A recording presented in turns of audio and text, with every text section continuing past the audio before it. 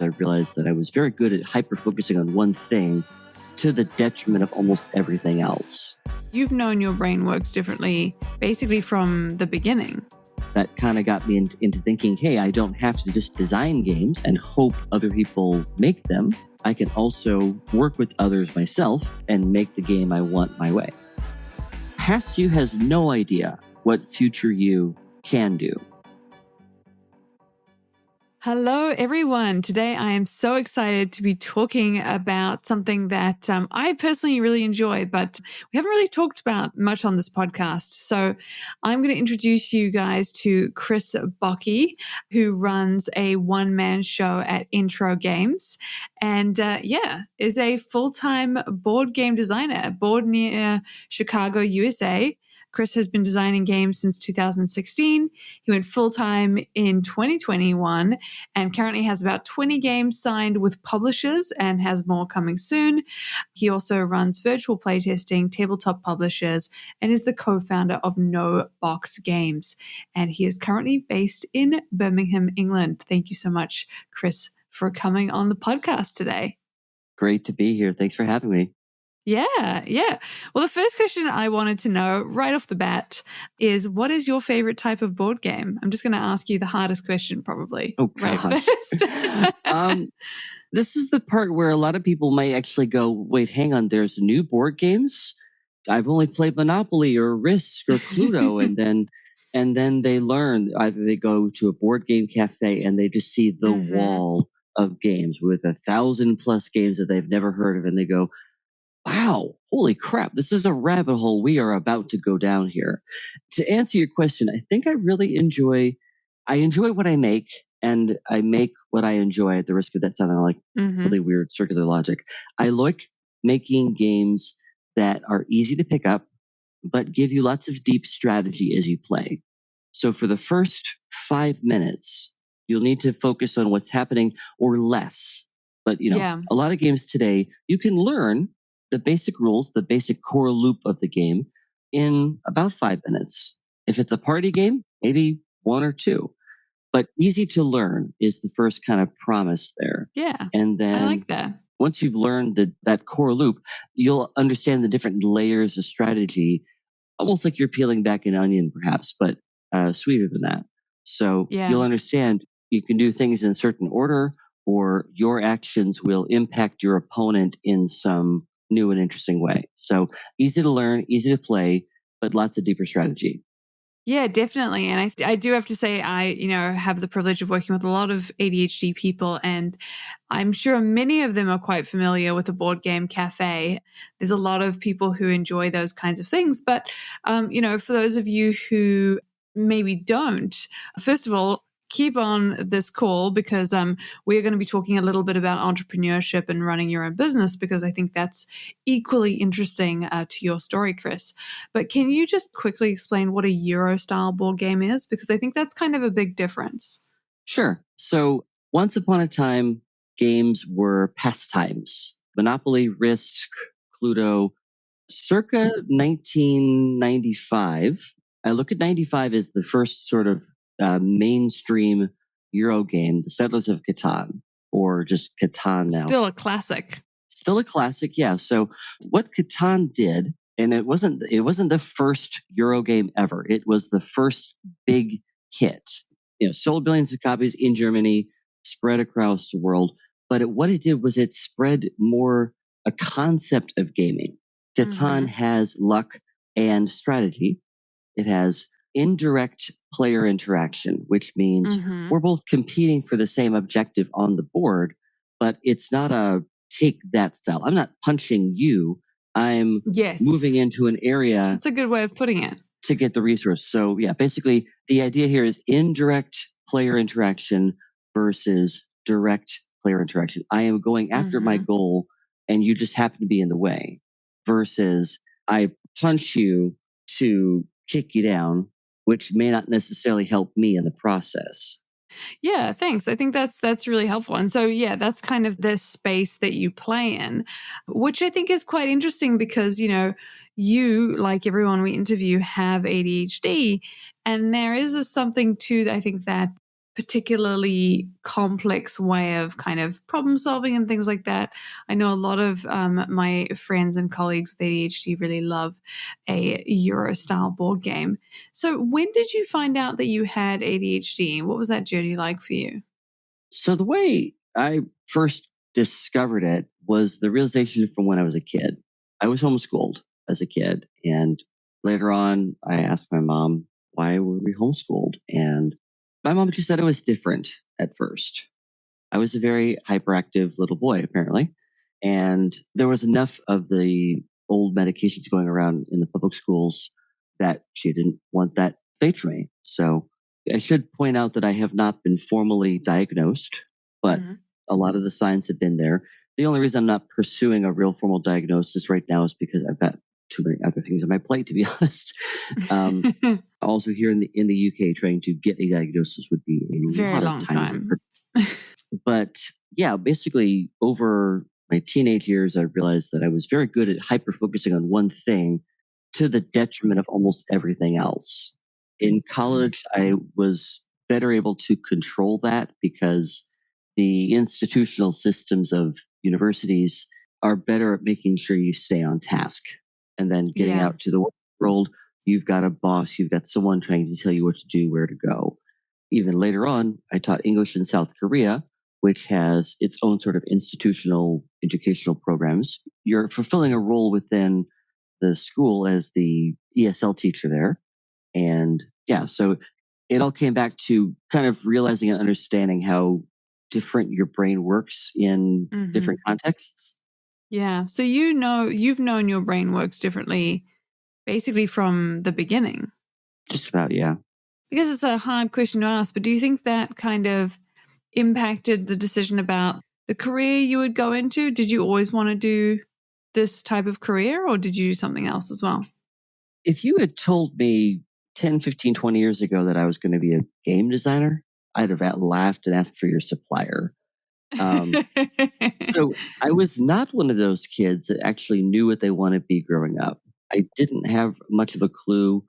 So when you're 16 or 17 and you're filling in the college applications, they always ask you, what major do you want to be?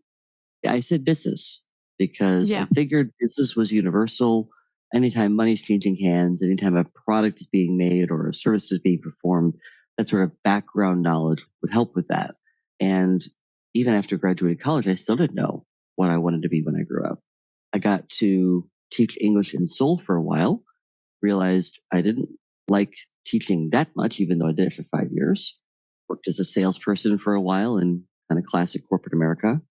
Didn't really like that. I was an accountant with the Kentucky state government for a while. Wow. Did you become a trained accountant?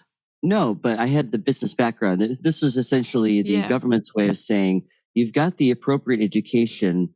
We'll kind of train you on the job to do accounting and number work for the government our way. In 3 months, I gained 15 pounds. My blood pressure went up like 30 points. And I know this because the day I started and the day I left, they have those cool little health fair things where they'll put you on a scale and they'll check your blood pressure and all that sort of thing. But yeah, it was one of those really shocking sorts of health things. Did that impact your decision to leave, by the way, or was it unrelated? No, it wasn't related, but it was indicative. So imagine walking into your job the first day, you're 23 years old, and the boss kind of walks you into the office, makes sure you have your ID card, shows you your cubicle, and he's like, okay, so in only 27 years, you can retire with a full state pension. Like, my blood pressure's not going to be able to take that. I must have just had this wide-eyed look in my face. 27 years? I've got to work in this cubicle for 27 years. And now, obviously, to him, he was in his, late 40s, early 50s. So this idea of retiring with a full state pension at 50 years old must have sounded just like an incredible opportunity for him. Sure. For me, it was terrifying. I'm going to spend more time than I've been alive in this little box. Yes. This is what people get sentenced to jail for. That's how it felt. Hi, Skye here, just popping in with a quick strategy for you. As some of you might know, we've recently launched the Goals Achieved with ADHD Academy, and some of our members kindly agreed to have their sessions recorded so that I could share them with you. So what you're about to hear is a snippet of a strategy that Amani and I worked on to help her with her goal of getting a job. So hopefully you'll find this strategy helpful, and if you'd like to talk with me about how you can achieve your goals with ADHD, just click the description below to book a free 15-minute focus session and we'll get started together. How do we beat that procrastination, rejection sensitivity cycle around this incredibly complicated, incredibly rejection sensitive thing? Applying for a job brings up so much in me. I'm giving myself these deadlines, which are my kryptonite. If I were anybody else, I would be like, it is not a big deal. What matters is that you get them out. There's different parts of applications in general. Some of them are rejection sensitive, some of them aren't. We need to divide tasks into things that are stressful and things that are not stressful. Do the more relaxed bits, and then we're going to get a bunch of dopamine and chunk together all of the stressful bits and do those together. We want to separate the writing the application self and the sending the application self. How do you feel about the strategy? Are you happy with that as a thing to try? Yes. Cool. Very, very excited about it. That sounds great. So that's interesting. So, take me through how you went from there to where you are now, because obviously now you're doing this full time. You're doing the tabletop, full time. What was that journey like for you? As with any journey origin story, there's going to be the fits and starts along the way. The short version of the backstory, 2004, graduated college. From 2004 to 2008, the sort of jobs you take when you're 20-something and not particularly experienced in anything. We already talked about some of those. 2008, take a job in Seoul, South Korea to teach English. Did that for about 5 years. Met my now wife, got married in 2013. And 2013, my wife and I started a journey to become digital nomads. So we traveled, we worked, we played. I was a travel blogger at the time. I also did some photography for clients and wrote some books about travel. So that kind of gave me this idea that I can work for myself. And each of those things, travel blogging, photography, travel book writing, each of those had a number of different requirements. I wasn't just doing one thing over and over again. I was able to kind of bounce around from one idea to the next. It's one of those looking back, things make more sense. And that was one of the first times I realized I liked working in multiple dimensions on multiple projects at a given time. Yeah. So 2016, we are taking an epic road trip across North America. We bought a car near where my wife's parents live in Eastern Canada. We drove to Toronto and then south all the way to Florida and then back up a different route. So great way to see the US if you ever get the chance. We were in Florida for the winter of 2016. And I had been watching a lot of a YouTube show called Tabletop with Will Wheaton and a bunch of other geeky celebrities playing board games. I know that show. Yeah. It's sadly no longer. It's still on YouTube, I'm sure. And it was basically just people having fun at a fancy table playing board games. And this was kind of my introduction to board games, seeing these games. And I was like, I've made games in the past, just like I've written songs, I've taken photos, been creative in many different ways, but I've never seriously pursued them. So after time, now that we were kind of settled in Florida for a few months, I found a friendly local game store, often abbreviated as FLGS, and did some research that found that they had a playtesting night. So I think it was Wednesdays and Saturdays in this little town in Central Florida. So I began to make my first prototype of a game I called Meandering Minions. And this is literally just foam board with some permanent marker lines hand drawn on it, some cards printed and then put in card sleeves. And I remember the first time walking into this game store. You walk in, you've got all the tables in the middle, and to the right, you've got the shelf of games, just like 100 plus published, beautiful, gorgeously made games. there was sort of this momentary crisis. Who's going to want to play my game? Looking down at my hand-drawn foam board lines. Yeah. Well, who's going to play this when they can could play that? any of the 100 over there. Yeah. Yeah. Well, like what is their thought process here? And so, I came to learn that people really enjoy seeing that creative thought process, giving feedback. Definitely. For some gamers, it's being on the bleeding edge of board games. The thing you're playtesting now will be published 3-4 years from now. You're going to get to say you got to see it before it was cool, before it was published or whatever. Yeah. So take me through, Chris, how did you go from that, your very first board game, like you said, with your board there and not sure, how did that, if we can fast forward through to kind of the bit where you made money, essentially, I guess, to put it crudely, like the first time you were like, this is financially happening. One thing that's important to acknowledge with board games. So what I usually say is I'm full-time in the industry. I am not a full-time board game designer. That is I'm going to make that differentiation because a lot of people hear full-time designer and they just picture all of your money coming in from royalties and advances. Yeah. And that is only factually true for a tiny, tiny percentage of folks.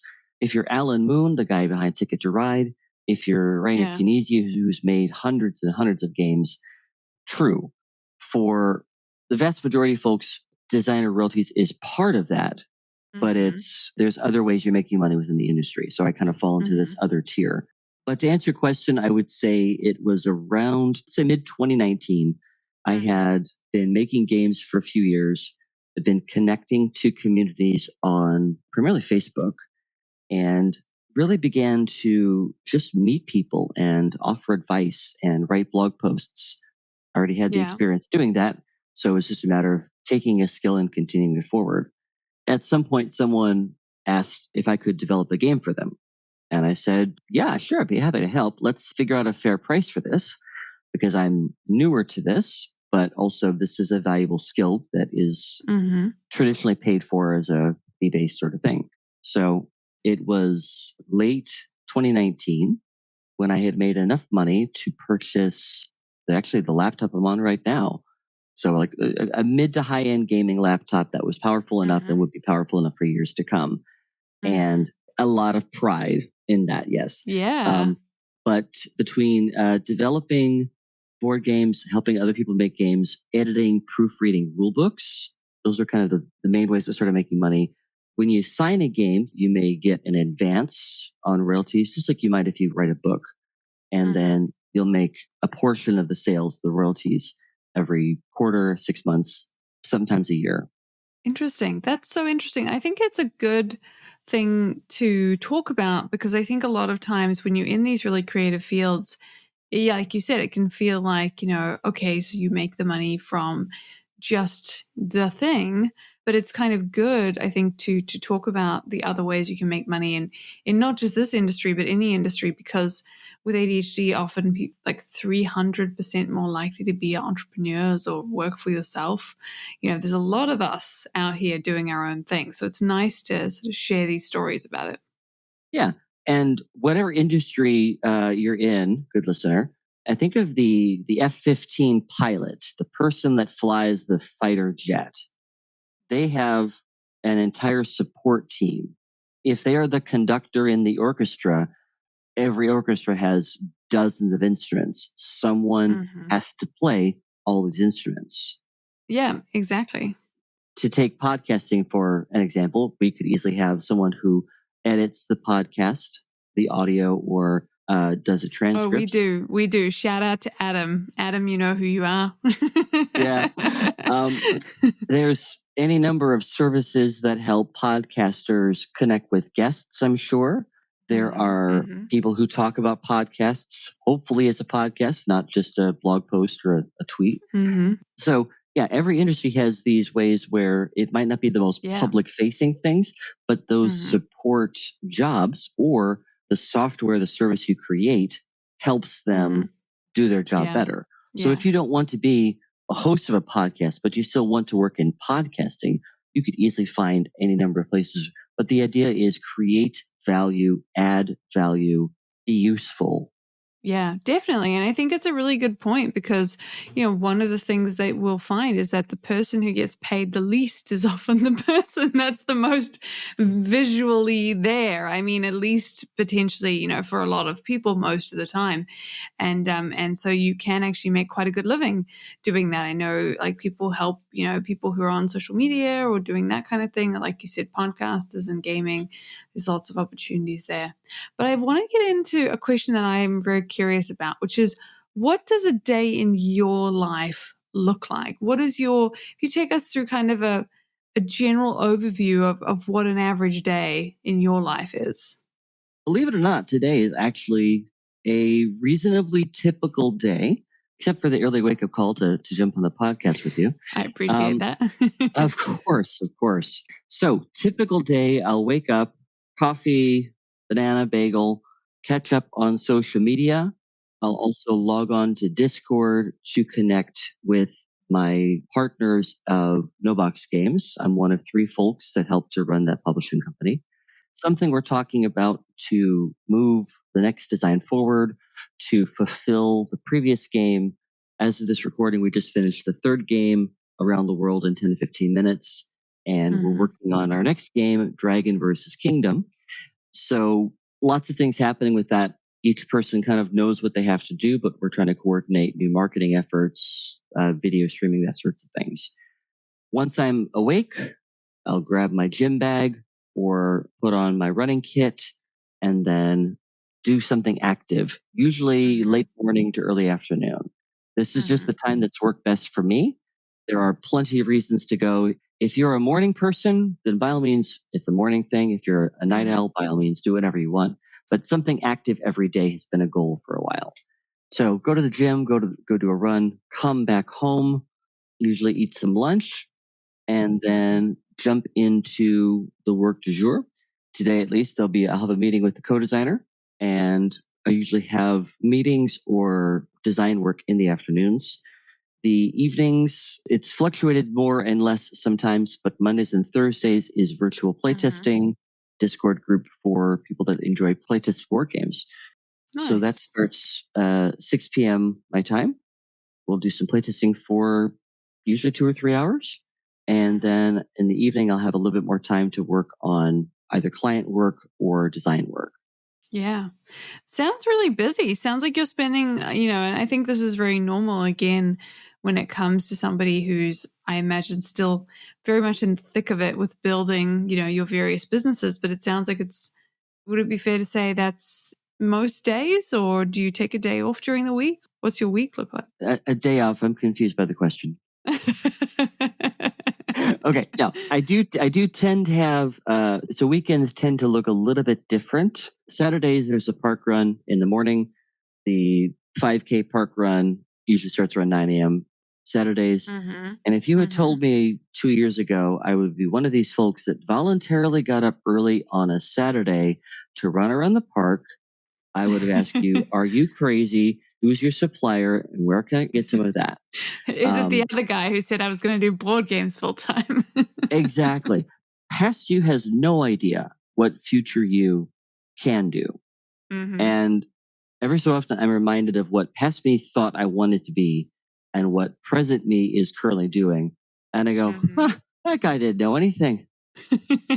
I can't wait to talk to future me and figure out what I should be doing, But until that happens, all I have is present me. So now Saturdays, do the park run in the morning, come back home, take a shower, and then usually relax. I try to save client work for the weekdays, and I try to carve out Saturday, Sunday for more personal projects. Either these are my own personal games that I'm working on, or just stuff that's earlier in development.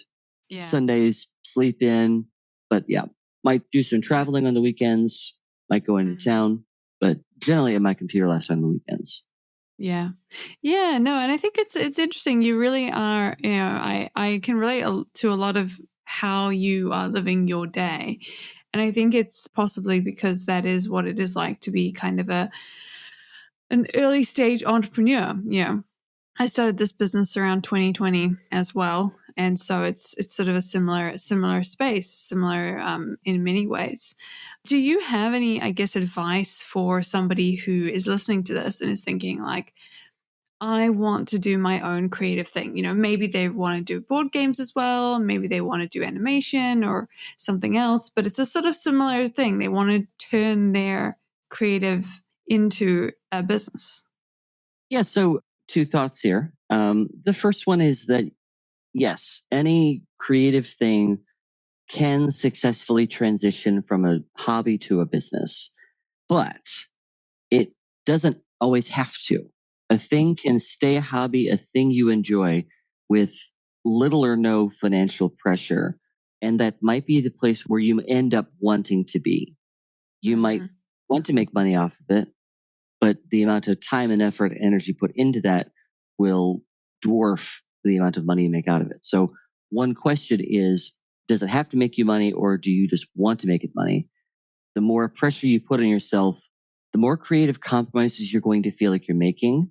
And also, money from creative stuff never comes fast, or it will never come as fast as you'd like. It's not gonna be like a paycheck. So, Yeah. With that precaution in mind, come back to what I said earlier: add value, be useful.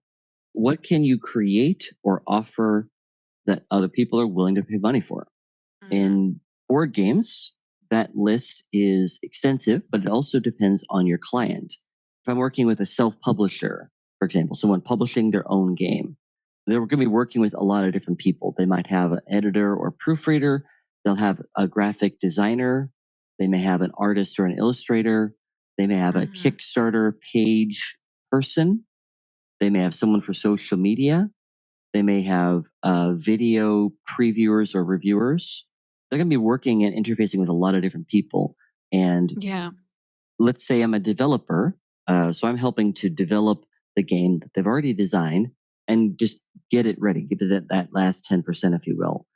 I come earlier in that process. If you are going to be a Kickstarter page creator, someone who makes the layout and the graphics for it, you're going to be later in the process. So if you're working with clients, if you're not a game designer yourself, figure out where you fit in that process. Figure out when's the right time to be meeting people. But it really comes back: be useful, add value, create value, and know your stuff. Yeah, definitely. And I'm really curious. You said that if you're doing this, as a business, it can feel like you're being constrained in some ways, And I'm curious, did that ever happen to you? Do you have any examples of that? When it's just your creative hobby, when there's no money pressure, I'm just making something because I enjoy making it. There's so much freedom that you have, all the artistic freedom in the world. As soon as you say, I want to put a price tag on this, it then has to meet the approval of the person that wants to pay you. I've definitely worked with clients that I've enjoyed the end product, and I've definitely enjoyed what we've made together. But having to on deadlines has never been my cup of tea. Right. Yes. Having to be creative under pressure has never been my cup of tea. But it's something I accept. It's something I schedule and understand and work with, because this comes back to what they need. They need to see progress by a certain date. They need to feel confident that you haven't just taken their money and run off with it. That's a really good point, and it's something we talk about a lot on this podcast. But what is your strategy for when you wake up and you're not feeling motivated? Like you don't want to work on this task. Okay, well, this is where willpower comes into play. I've recently been reading a book that you have a budget of willpower. It's not an unlimited tap of willpower. I've been seeing the same research. Yeah. So finding the appropriate times and places to employ your willpower. For me, I know it's been helpful to create a really helpful working environment. So when I'm at my computer, ideally I'm working on work type stuff. I have a second separate standing desk for design stuff. And physically speaking, it's literally the top of my dresser. It's the space carved out for game design stuff. I've got a couple prototypes up here right now, and it's a place where I can just kind of stand and look at things and lay things out on a smaller table and kind of go from there. But these are two physically distinct spaces in the same room that helps to create that distinguishment. So willpower, understanding the deadlines of things, and understanding what people expect when they expect it. Yeah, definitely. It's interesting, the idea of willpower. I think, I've seen the same research about the idea that you have a limited amount. We always talk here about, and I'm saying this in case it's useful, we always talk here about giving yourself a reward for getting started as well, like boosting your dopamine a little bit in that way. Yeah, I've definitely found myself, when I've done good work, that's a good time to go grab a snack, go for a walk, do something, take a productive, a fun break in some way. Yeah, totally. So I'm curious as well, is there any sort of benefits that I'm sure you can think of many, obviously, but, specifically when you have ADHD, are there benefits to playing board games specifically for us? So along with any neurospicy folks, there are rules in board games. And some folks like to talk about the magic circle, the magic space. When we play a board game, we agree to play by the game's rules, even as they're different from the rules we think we know from real world stuff. There's a set of rules in black and white. We can definitively say this thing is allowed, this thing is not allowed. You can't do that. You shouldn't do that. And that's the way you're supposed to play. And when we come together, even as strangers, we can sit down and accept these rules. We enter the magic circle where we are now transported to the world of wherever. The time period is now whatever, and this is what we get to do in the game. It helps. It helps to create the mind space for that. So creating that mind space really helps some folks. Having a set of rules that everyone has to follow really helps some folks. Giving people some structure to their activity can really help some folks. Most board games ask you to focus on multiple things at the same time. You're not just trying to manage one resource. You're trying to make sure you have enough of thing A whilst ensuring thing B is happening on the board, or exploring the map C. And maybe you also need to track what your opponents are also doing. So anyone that likes focusing on multiple things and bouncing from one thing to another, they'll enjoy those aspects of the game. Yeah, you make a really good point, actually, that concept of, socially, you're creating like a very formalized social contract, which for those people, and I've definitely been one of them, who finds just generalized sort of social interactions that have no structure to be somewhat overwhelming sometimes, especially when you're dealing with new people. Having something like a board game can allow you to engage in a much more sort of safe way, essentially. Exactly. Yeah, and the great thing about Euro board games and those kinds of board games, as you put right at the beginning, Chris, is that it's not necessarily a winner-takes-all scenario. You will not be holding something over their head for an hour in a Monopoly game as you slowly drain them of financial life. Yeah, well, this is another aspect of Euro games. For want of a better term, the best term is a catch-up mechanic or a catch-up mechanism. There's some way for people that are behind to get ahead or to come back a bit. There's a thing that causes someone in front to be handicapped a little bit. It's usually help the person in back. And if you ever played Mario Kart, most of Mario Kart have the blue shell. It only targets and almost always hits the person in first place. If you're in the back, you might get the bullet bill. You might get some of the other characters with things that help you speed up. Yeah, that's a classic example of a catch-up mechanic, because they move you from the back and they give you that unfair advantage to move you towards the front. Yeah. If you're in the front, you get coins. Yeah, exactly. The whole gaming system is designed to give you to not feel like you're completely without it. I've played many a board game with no idea what I'm doing and had a really good time. So it is very, very much that way. And yeah, I think that's a really great example. So if you have, ADHD and you're listening to this and you want to meet some people, I highly recommend getting out to your local board game cafe. There's lots of them and they have lots of cool events. Yeah. One quick pro tip for that. Obviously, the Facebook groups, Meetup are great for finding those events. Do what you can to be on time. Yes, you do need to be on time for this one. So one thing that can be awkward, and some groups are better at this than other groups.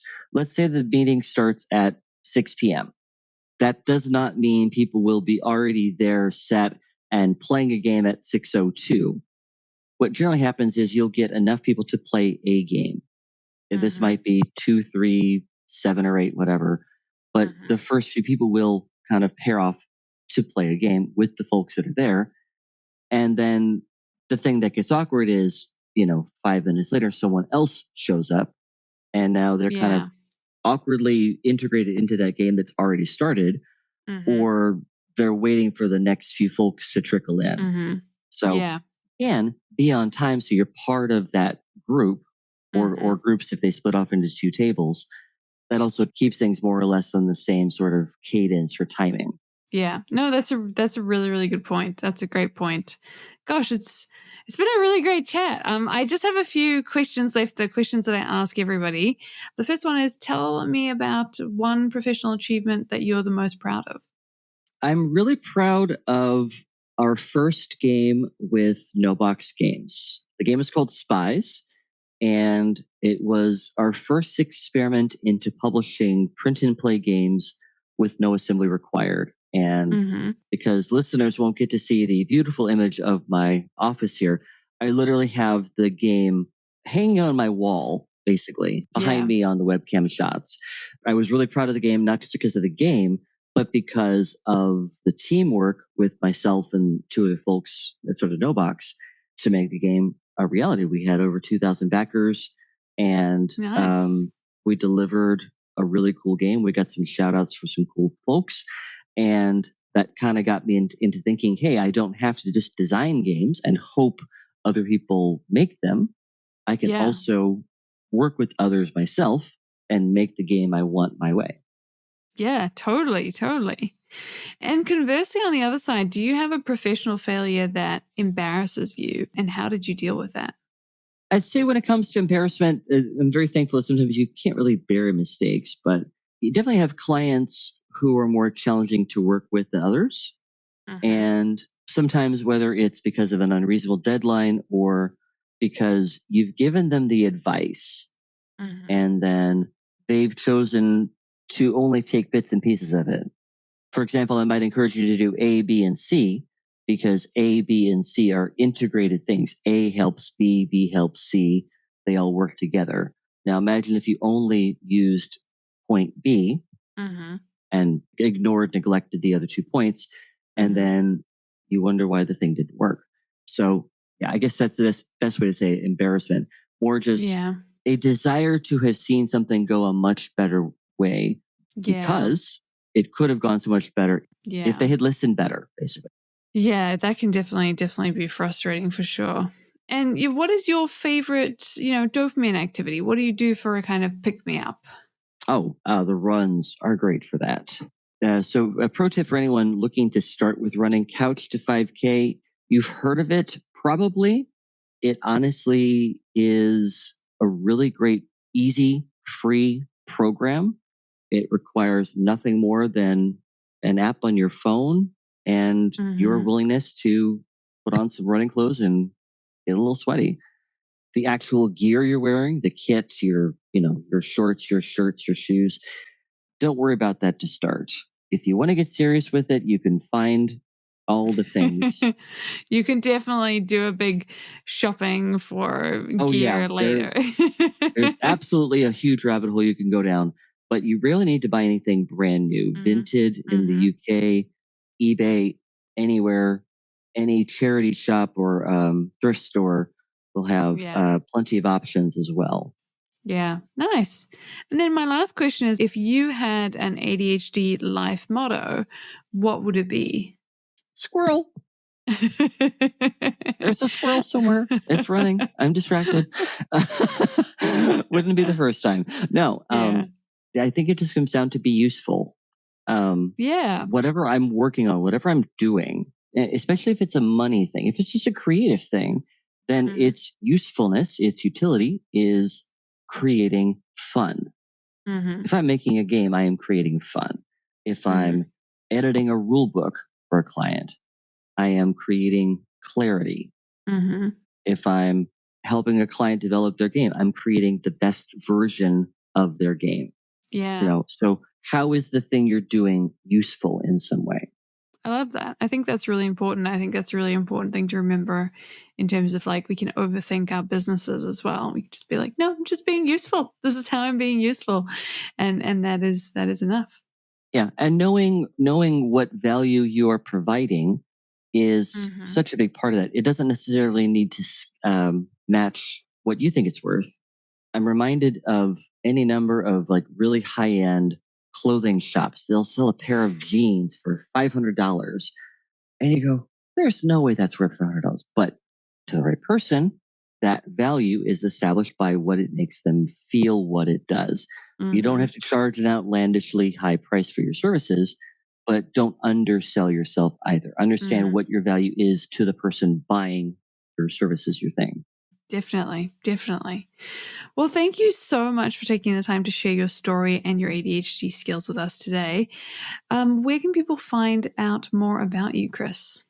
If you're looking for game design stuff, I'm at entrogames.com. That's ENTRO Games, Entro Games. The print-and-play games I publish are at noboxgames.com, NOBOX Games. And the virtual playtesting group is for anyone that likes playtesting games, but also board game designers. And that's just virtualplaytesting.com. Wonderful. Well, thank you so much. And definitely go and check those things out and visit your local board game cafe if you haven't already. See you guys later.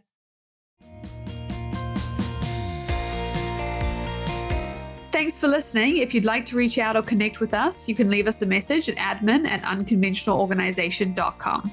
You can also find out more about our ADHD coaching organization, read our free articles, or sign up to our online courses at unconventionalorganization.com. That's organization with a Z or an S. They both will get you there. If you'd like to learn more about what we discussed here today, or you want to read the transcript, you can find that at our show notes page at unconventionalorganization.com. If you've enjoyed this podcast and think someone else might find the strategies and stories helpful, the best thing you can do is share episodes using the share button in the podcast player, or leave a 5-star review on Apple or Spotify or your podcast player of choice, letting them know why you've benefited from this podcast. Thanks so much for listening, and we'll see you back in the ADHD Lab next week.